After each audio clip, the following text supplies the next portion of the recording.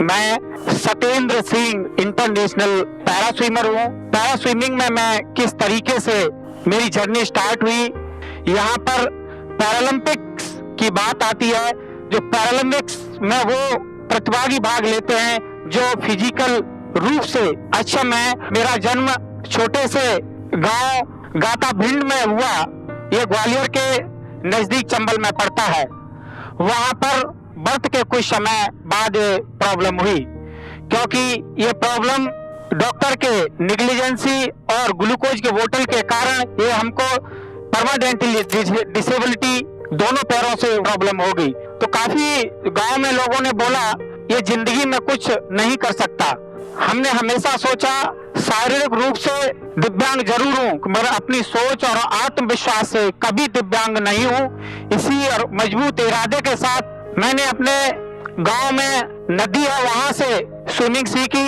मेरे फैमिली ने भी काफी सपोर्ट किया, कहा कि सत्येंद्र आप दिव्यांग शरीर से हुए हैं, आप मन और सोच से नहीं है। आप अगर जिंदगी में जो एक सामान्य व्यक्ति जो कार्य कर सकता है, आप भी वो कार्य कर सकते हैं। इसीलिए उन्होंने मेरे को हौसला उत्साह दिया। तब गांव में मेरी स्विमिंग की स्टार्ट हुई।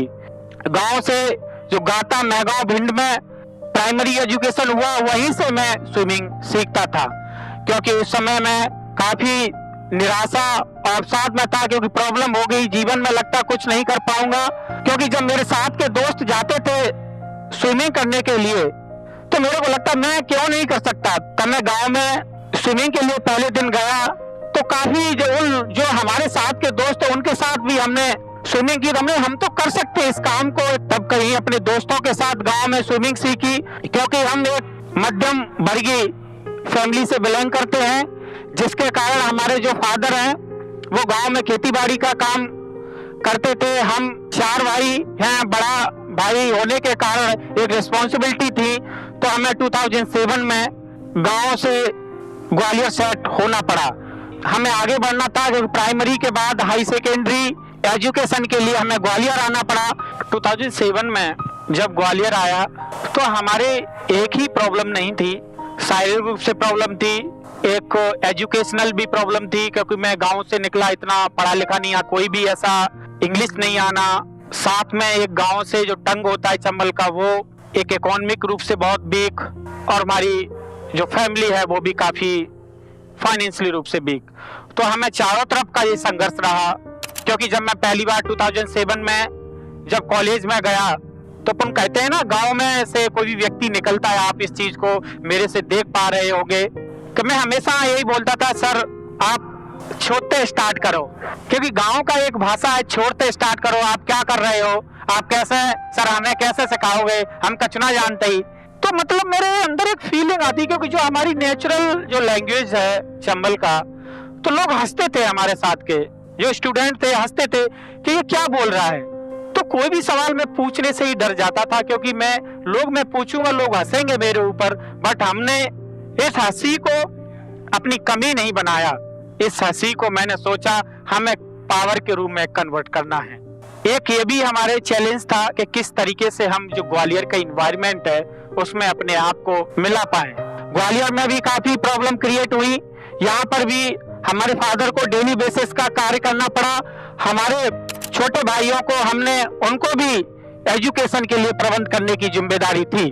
जब हम ग्वालियर में आए तो आदरणीय बीके डवाज जी है, जो पैरालंपिक स्विमिंग के चेयरमैन है ऑफ इंडिया के, उन्होंने लक्ष्मीबाई शारीरिक संस्थान ग्वालियर में उनसे 2007 में मुलाकात हुई। तो उन्होंने हमें स्विमिंग के लिए एडवाइज किया। उन्होंने कहा कि सत्येंद्र आप स्विमिंग में अच्छा कर सकते हो, बस स्विमिंग तो आती है, बस उस टाइम हमारे पास टेक्निकल स्विमिंग नहीं आती थी।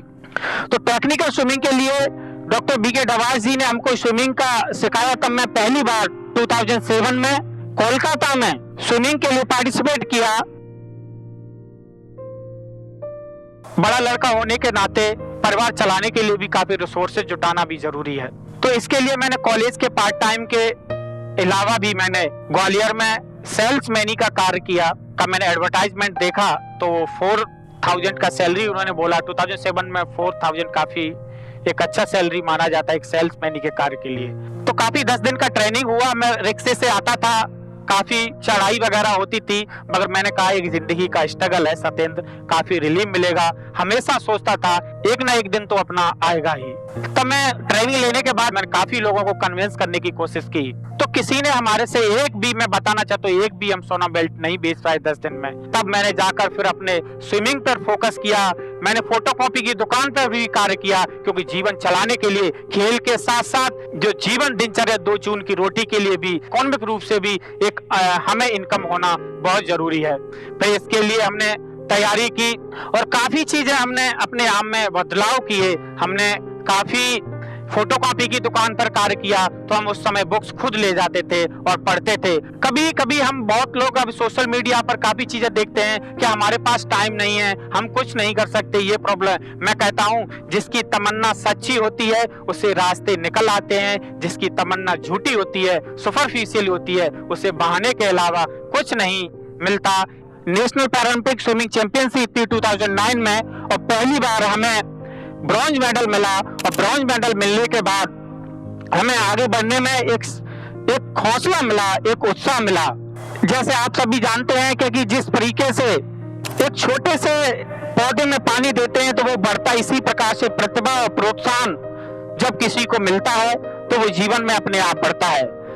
जब मेडल वो 2009 में कोलकाता में पहली बार हमको मिला, तो वो हमारे अंदर एक हौसला मिला, आगे बढ़ने का एक सीख मिली। तब मैंने लगा कि नहीं, हम बहुत कुछ आगे कर सकते हैं। तब हमेशा मैंने यही फील किया, दिव्यांगता कोई शारीरिक कमी जरूर है, मगर मैं कहता हूं कि जो व्यक्ति के आत्मविश्वास और सोच से मजबूत है वो व्यक्ति जीवन में कुछ भी कर सकता है।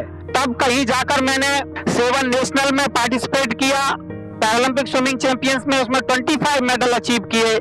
इंटरनेशनल में 3 इंटरनेशनल पैरालंपिक स्विमिंग चैंपियनशिप में पार्टिसिपेट किया, उसमें 4 मेडल्स अपने देश के लिए अचीव किए। और साथ में सबसे बड़ी मेरी जो स्ट्रगल की लाइफ 2016 से स्टार्ट हुई, क्योंकि मैं एक वर्किंग भी था, मेरी फैमिली की कंडीशंस बहुत ही इकोनॉमिक रूप से बहुत वीक थी। तो मैंने स्पोर्ट के साथ साथ हमने प्रिपरेशन चालू कर दी, क्योंकि उस समय मध्य प्रदेश सरकार में पैरालंपिक जो एसोसिएशन है पैरा स्पोर्ट पर्सन के लिए कोई भी प्रोविजन नहीं था। तो मैंने इसके लिए भी स्ट्रगल किया। मध्य प्रदेश सरकार में काफी रूप से मैं हाई कोर्ट गया और काफी हमने अप्रोच की सीएम साहब से, माननीय खेल मंत्री जी से। तब कहीं जाकर आज मध्य प्रदेश के पूरे दिव्यांग लोगों के लिए खेल में जो सामान्य लोगों को जो बेनिफिट्स मिलेंगे वो एक दिव्यांग को भी बेनिफिट्स मिलेंगे। इसी के लिए मैंने स्पोर्ट में अपने रिसोर्सेस को आगे बढ़ाने के लिए, एक फाइनेंशियली रूप से रिसोर्सेस जुटाने के लिए मैंने नौकरी की तैयारी की। उस समय यहाँ ग्वालियर में आदरणीय पी नरहरि जी कलेक्टर थे, उनसे मैंने अप्रोच किया, मुझे एक कंप्यूटर लैपटॉप दिया जाए, जहाँ चाह होती है वहाँ राह निकल ही आती है। तो उन्होंने तुरंत ही मेरे लिए एक लैपटॉप दिलाया। तब कहीं जाकर मैंने तैयारी की, क्योंकि कंप्यूटर बहुत कंपलसरी था प्रतियोगी परीक्षाओं के लिए। तो मैं सेलेक्ट हो गया, मैं रजिस्ट्रार ऑफिस में ग्वालियर में पोस्टेड हो गया। बट हमारे पास इतने टाइम नहीं होता था ऑफिस से जाने के कि हम तैयारी कर सकें। तो मैंने 2015 में सरकारी नौकरी को क्विट किया और कहा कि नहीं, हमें जीवन में आगे बढ़ने के लिए नौकरी, जो हमारे कोई भी व्यक्ति है, नौकरी एक जीवन का चलाने का साधन बन सकती है, मगर आत्मविश्वास के साथ व्यक्ति अगर बढ़ना चाहता है तो वो खुद के हौसले पर अपनी कला को विश्व स्तर पर फैलाएगा, तभी वो सम्मान की जिंदगी जी पाएगा। फिर उसके बाद सेकंड जो हमारी जर्नी स्टार्ट हुई इंग्लिश चैनल के लिए। इंग्लिश चैनल एक किंग ऑफ चैनल के रूम में जानते हैं, जो लंदन का शहर है डोवर और फ्रांस के बीच में 36 किलोमीटर सी स्विमिंग की तैयारी होती है। इसके बारे में मैं पहले कोई कुछ नहीं जानता इंग्लिश चैनल के, what is the English channel. मैंने फ्रांस के हैं जो दोनों हाथ दोनों पैर नहीं है, उनके बारे में पढ़ा कि उन्होंने इंग्लिश चैनल को पार किया है। तो हमने सोचा तो हम इस कार्य को क्यों नहीं कर सकते, हमें तो हमारे पैर में ही प्रॉब्लम है। तब फिर जाकर हमने रिसोर्सेस स्टार्ट की।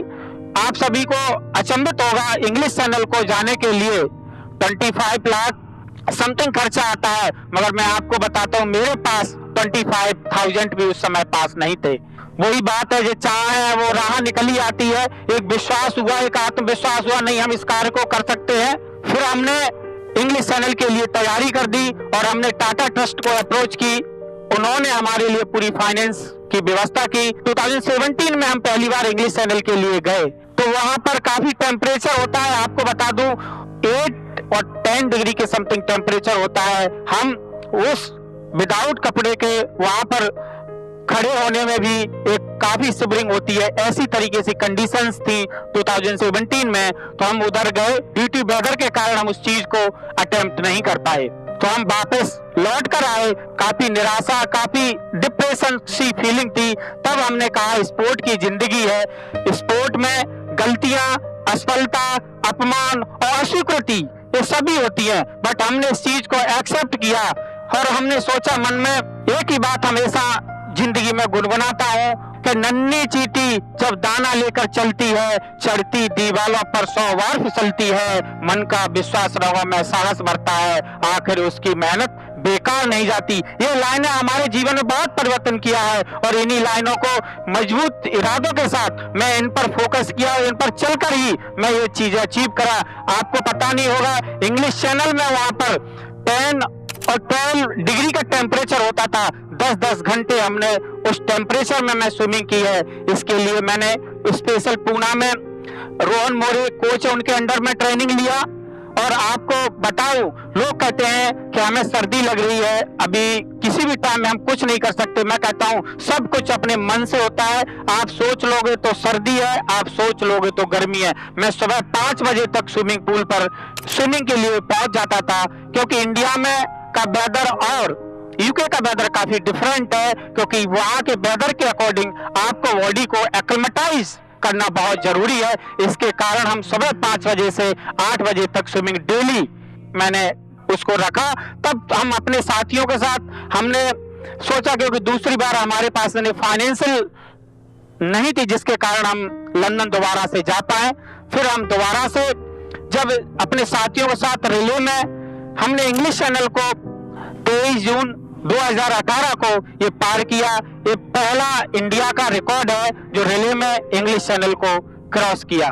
फिर दूसरी बार हमने कैटलिना चैनल जो यूएस में है, वो भी 36 किलोमीटर सी स्विमिंग होती है, उसमें भी हमें अपने रिले के माध्यम से 18 अगस्त 2019 को पार किया। मैं यहाँ पर इतना ही कहना चाहता हूँ, अगर जीवन में कुछ अचीव करना चाहते हो ये मत सोचो हमारे पास क्या प्रॉब्लम है, क्या रिसोर्सेस हैं। जब हम आगे बढ़ेंगे तो जिंदगी में रिसोर्सेस भी आएंगी और आपको आगे बढ़ने में भी सहायता करने वाले भी आएंगे। क्योंकि तब इसी इरादे के साथ हमको भारत सरकार ने तेंजिंग नोर्गे राष्ट्रीय साहसिक पुरस्कार 2019 में दिया। ये मेरे लिए जिंदगी के बहुत बड़ा अचीवमेंट है। मध्य प्रदेश में भी पहली बार ये किसी पर्सन को ये तेंजिंग नोर्गे अवार्ड मिला। फिर बेस्ट स्पोर्ट पर्सन का अवार्ड महामहिम उपराष्ट्रपति जी से मिला। और मेरे लिए सबसे बड़ी बात, माननीय पीएम साहब ने 13 मार्च 2020 को खुद बुलाकर और मेरे लिए ट्वीट किया और कहा कि आप दूसरों के लिए प्रोत्साहन और मोटिवेशन है। तब हमें जिंदगी में और कुछ करने का सोचा। तो इसीलिए कभी नहीं सोचना चाहिए कि हमारे पास क्या प्रॉब्लम हुई। क्या मेरे भी जीवन में बहुत कुछ प्रॉब्लम हुई, बट हमने एक ही चीज सोची, जो चला गया वो सोचा नहीं करते, जो मिल गया उसे खोया नहीं करते। होती है सफलता उन्हें जो वक्त और हालात पर रोया नहीं करते। तो हम सोचे बहुत सी चीजें थी हमारे को नकारात्मकता के लिए, बट हमने ये नहीं सोचा। हमने हमेशा सोचा कि हम जीवन में शरीर से जरूर है, अपने सोच और आत्मविश्वास से मैं दिव्यांग नहीं हूं। मुश्किलों से भागना आसान है, मुश्किलें जीवन का एक इम्तिहान होती हैं। मुश्किलों से भागने वाले को कुछ नहीं मिलता, मुश्किलों से लड़ने वाले के ही कदमों में सारा जहां होता है। इन्हीं मुश्किलों से लड़कर एक नाम बना सत्येंद्र सिंह और इसके नाम आगे जुड़ा इंटरनेशनल पैरा स्विमर।